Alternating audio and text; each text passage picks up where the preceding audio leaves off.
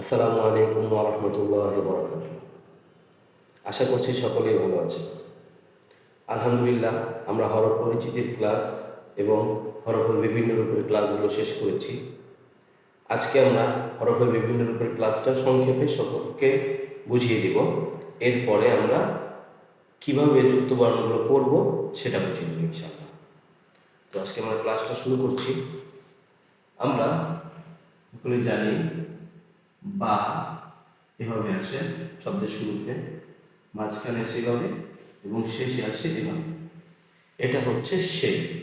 এই শেপে তা আসে, সা আসে, নুন আসে এবং ইয়া আসে। আমি শেপটা এঁকে দিচ্ছি।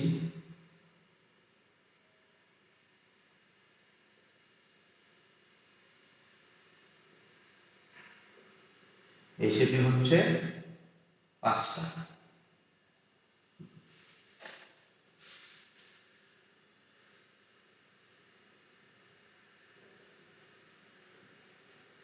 এই শেপে পাঁচটা হরফ। আমরা জানি এই শেপে পাঁচটা হরফ।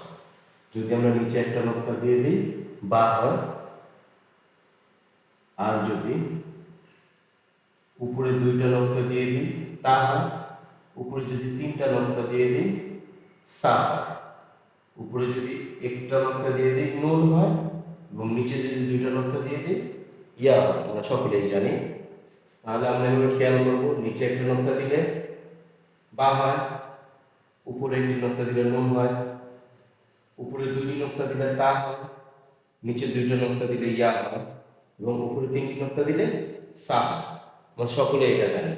যেমন হচ্ছে যে এখানে দেখিয়ে দিচ্ছি বা, উপরে দুইটা নোক্তা দিয়ে দিলাম তা, উপরে তিনটি নোক্তা দিয়ে দিলাম সা, উপরে একটি নোক্তা দিলাম নুন। তাহলে আমরা দেখলাম শব্দের শুরুতে বা, তা, সা, নুন, ইয়া এভাবে আসে, শব্দের মাঝখানে এভাবে আসে এবং শব্দের শেষে এভাবে আসে। কিভাবে আসে সেটা আপনারা দেখেছেন। এখন আমরা দেখিয়ে দিচ্ছি।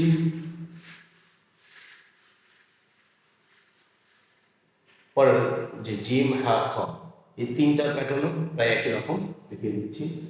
এই যে শব্দের শুরুতে এভাবে আসতেছে, তিনটার প্যাটার্ন লিখে দিচ্ছি। মাঝখানেও এভাবেই আসে, শেষে এভাবে আসে, আর ফুলটা সেম একই। এখন আমি যদি সবগুলো এখন রয়েছে হা, এখন আমি যদি হায়ের নিচে একটি নোক্তা দিয়ে দিই জিম হবে, আর হায়ের উপরে একটি নোক্তা দিয়ে দিলে খ হবে। হায়ের নিচে একটি নোক্তা দিলে জিম হবে, হায়ের উপরে একটি নোক্তা দিলে খ হবে। হায়ের নিচে একটি নোক্তা দিলে জিম হবে, হায়ের উপরে একটি নোক্তা দিলে খ হবে। আর যদি কোনো নোক্তা না হয় তাহলে এটা হা হবে। আমরা সকলেই জানি যদি কোনো নোক্তা না হয় এই প্যাটার্নে তাহলে এটা হা হবে। তাহলে আমরা দেখলাম এই শেপের মধ্যে যদি কোনো নোক্তা না থাকে তাহলে হা, যদি নিচে একটি নোক্তা হয় জিম, যদি উপরে একটি নোক্তা হয় খ।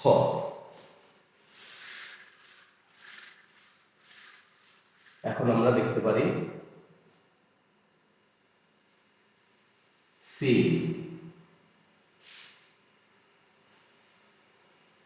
এরপরে সিনের উপর তিনটা নোক্তা দিলে কি হয় শি।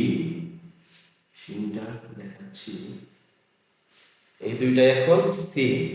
আমরা যদি সিনের উপরে তিনটা নোক্তা দিয়ে দিই তাহলে হয়ে যায় শি। সিনের উপর তিনটা নোক্তা দিয়ে দিলে হয়ে যায় শি। সিনের উপর তিনটা নোক্তা দিয়ে দিলে হয়ে যায় শি। এই শেপের মধ্যে যদি কোনো নোক্তা না থাকে তাহলে সি, আর যদি উপরে তিনটা নোক্তা থাকে তাহলে শি। এই পেটের সাথে মিলিয়ে আমি লিখছি স। শব্দের শুরুতে সদ আসে এভাবে, শব্দের মাঝখানে সদ আসে এভাবে এবং শেষে এই পূর্ণটাই আসে। আবার দেখাচ্ছি, শব্দের শুরুতে সদ আসে এভাবে, শব্দের মাঝখানে সদ আসে এভাবে এবং শব্দের শেষে সদ এভাবে আসে। এখন আমরা যদি উপরে একটি নোক্তা দিয়ে দিই তাহলে হয়ে যায় দল। সদের উপরে একটি নোক্তা দিয়ে দিলে হয়ে যায় দল। সদের উপরে একটি নোক্তা দিয়ে দিলে হয়ে যায় দ। তাহলে আমরা দেখলাম শব্দের শুরুতে সিন এভাবে আসে, শিন এভাবে আসে, সদ এভাবে আসে এবং দদ এভাবে আসে। আর শব্দের মাঝখানে আপনারা সিনের মাথা যেরকম সেম এরকম, শুধুমাত্র এখানে একটু বাড়িয়ে দিলে মাঝখানে একটা হয়ে যায়, সদের এখানেও একটু বাড়িয়ে দিলে মাঝখানে একটা হয়ে যায়, সেম, শুধু একটু বাড়িয়ে দিলে মাঝখানে একটা হয়ে যায়। আর সদের মাথাটা কিভাবে বানাবো? প্রথমটা এই একটু মুছে দিলেই হয়ে গেল, মুছে দিলেই এই যে প্রথম সদ হয়ে গেল। সিন ও সিন একটু মুছে দিলেই প্রথম সিনটা হয়ে গেল। সেম, এগুলো একদম সহজ। আপনারা যদি একটু খেয়াল করে দেখেন তাহলে আশা করি সহজেই বুঝতে পারবেন। শুধু একটু খেয়াল করে দেখতে হবে, পড়বেন এবং দেখবেন, বোঝার চেষ্টা করবেন। 2টা ক্লাসের মাধ্যমে এটা শেষ করা সম্ভব। তারপর আমি এটা 4 ক্লাসের মাধ্যমে বুঝিয়েছি এই কারণে যে একটু সময় নিয়ে দেখবেন এবং বোঝার চেষ্টা করবেন। আচ্ছা, এবার দেখাচ্ছি হচ্ছে আইন। অনেকে এই আইনের ক্ষেত্রে ভুল করে, এই আইনে অনেকেই ভুল করে, এই জন্য আইনটা আমরা খেয়াল করে আছি। শব্দের শুরুতে আইন আছে, এই যে মাঝখানে আসে এভাবে এবং শব্দের শেষেও এভাবে আছে। শব্দের শুরুতে আইনটা এভাবে আসে, মূল আইনটা হচ্ছে এই যে এই আইনের মাথাটাই এখানে, এই নিচেরটা এখানে চলে আসছে। আচ্ছা, শব্দের শুরুতে আইনটা হচ্ছে এভাবে, শব্দের মাঝখানে আইনটা আসছে এভাবে এবং শব্দের শেষে আইনটা এভাবে। এই আইনটাই কিন্তু শব্দের শেষে আসছে, শুধুমাত্র এই যে আইনের যেটা ছিল এটা এখানে চলে আসছে। এই আইনটা ভাগ হয়ে গেছে, এই নিচেরটুকু চলে আসছে শেষে আর শুরুটুকু চলে গেছে শুরুতে। হ্যাঁ, আবার দেখি, শব্দের শুরুতে আইন আসে এভাবে, মাঝখানে আসে এভাবে এবং শব্দের শেষে আসে এভাবে। এখন আমরা সকলেই জানি আইনের উপর লক্ষ্য দিলে হয়ে যায় গয়, আইনের উপর লক্ষ্য দিলে হয়ে যায় গয়, আইনের উপর লক্ষ্য দিলে হয়ে যায় গয়। তো আইন এবং গয় এটা আমরা ভালোভাবে খেয়াল করে দেখব। অনেকেই আইন এবং গয়নের মধ্যে ভুল করে, এই জন্য আইন এবং গয়ন খেয়াল করবেন এবং মিম আর হা এই 3-4টা জিনিসের সকলেই ভুল করে, এই ক্লাসগুলো ঠিক করে দেখবেন। আচ্ছা, এরপর আমরা দেখব হচ্ছে ফা কফ। ফা কফ, হ্যাঁ, শব্দের শুরুতে ফা আসে এভাবে, শব্দের মাঝখানে ফা আসে এভাবে এবং শব্দের শেষে ফাটা পূর্ণটাই আসে। শব্দের শুরুতে ফা আসে এভাবে, শব্দের মাঝখানেও ফা আসে।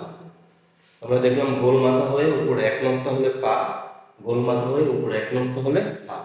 এখন গোল মাথা হয়ে উপরে যদি 2 নক্তা হয় তাহলে কফ, গোল মাথা হয়ে উপরে 2 নক্তা হলে কফ এবং গোল মাথা হয়ে উপরে 2 নক্তা হলে কফ। তাহলে দেখলাম শব্দের শুরুতে ফা এবং কফ এভাবে আসে, ফা এবং কফ মাঝখানে এভাবে আসে এবং শেষে ফা এবং কফ পূর্ণ রূপ হিসাবেই আসে। আচ্ছা, এবার আমরা দেখব হচ্ছে কাফ এবং লাম। কাফ এবং লাম এটাও প্রায় একই রকম, যে আমরা কাফ লিখলাম, কাফ আর লাম একই রকম, যদি আমি যে কাফটা মুছে দিই একই রকম, ঠিক এরকম। আচ্ছা, দেখাচ্ছি। শব্দের শুরুতে কাফ আছে হচ্ছে এভাবে, শব্দের মাঝখানে কাফ এভাবেই আসে, শুধুমাত্র এই যে অন্য হরফের সাথে যেহেতু মিশে আসে এই জন্য হরফে দাগটা টেনে দিলাম এবং শেষে কাফ যেটা ছিল সেটাই আসে। শব্দের শুরুতে কাফ এভাবে আসলো, মাঝখানে এভাবে এবং শেষে। শব্দের শুরুতে কাফ এভাবে আসে, মাঝখানে এভাবে আসে এবং শেষে কাফ এভাবে আসে। এখন আমি যদি কাফকে লাম বানাতে চাই, শুধু মাঝখানে একটা মুছে দিই, কাফ লাম হয়ে গেছে। আমি কাফকে লাম বানাতে চাইলে উপরে দাগটা মুছে দিব, লাম হয়ে গেছে, লাম হয়ে গেছে। শব্দের শুরুতে লাম এভাবে আসে, শব্দের মাঝখানে লাম এভাবে আসে এবং শব্দের শেষে লাম এভাবে পূর্ণটা আসে। তাহলে আমরা দেখলাম কাফ থেকে লাম বানানো একদম সোজা এবং লাম থেকে কাফ বানানো একদম সোজা। আমরা লাম থেকে কাফ বানাতে চাইলে শুধু এরকম দিয়ে দিব, কাফ হয়ে গেছে, মুছে দিব, লাম হয়ে গেছে, দাগ দিয়ে দিব, কাফ হয়ে গেছে, মুছে দিব, লাম হয়ে গেছে। তাহলে আমরা একটা হরফ দিয়ে আমরা কয়েকটা হরফ পড়তে পারি, শুধু একটু আমাদের বুঝতে হবে, এতটুকু খেয়াল করলে আমরা পারবো। আচ্ছা, মুছে দিচ্ছি। এখন আমাদের সব থেকে বেশি যেটা জরুরি সেটা হচ্ছে মিম এবং হা।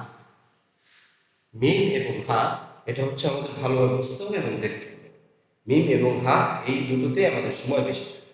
তাহলে আমরা দেখছি শব্দের শুরুতে মিম এভাবে আসে, শব্দের মাঝখানে মিম এভাবে আসে এবং শব্দের শেষে মিম এভাবে আসে। অনেক সময় শব্দের শেষে মিম এভাবে আসে। মিম বিভিন্ন রকম ভাবে আসে, কয়েক রকম ভাবে মিম আসে। এরকম হয় যেমন অনেকে মিম এটা লিখে দিছে, এটাই মিম বানিয়ে দিছে, কিন্তু ঘুরে ফিরে প্রায় একই রকম। এটার সাথে এটা মিলে গেছে, এটার সাথে এটা মিলে গেছে, এরকম। আচ্ছা, আমরা দেখলাম মিম শব্দের শুরুতে এভাবে আসে, মিম শব্দের মাঝখানে এভাবে আসে এবং মিম শব্দের শেষে এভাবে আসে। তাহলে আমরা মিমটা খেয়াল করলাম, মিমটা হচ্ছে আমরা যে বায়ের যে শেপ এঁকেছিলাম, নিচে নোক্তা দিলে বা হচ্ছে, উপরে দুইটা দিলে তা হচ্ছে, তিনটা দিলে সা হচ্ছে, শেপটা এঁকেছিলাম, সেই শেপের মধ্যে শুধু নিচে আমরা এভাবে আটকে দিব, তাহলে মিম হয়ে যাচ্ছে। আচ্ছা, এবার হা। গোল হা শুরুতে আসে হচ্ছে এভাবে, ফুলের মতো। হাটা এভাবে আসে শুরুতে, মাঝখানে আসে এভাবে এবং শেষে আসে এভাবে। হা শেষে আসে এভাবে, মাঝখানে এভাবে এবং শুরুতে হবে। আর যদি আলাদা আসে তাহলে এই যে পূর্ণরূপে আসবে।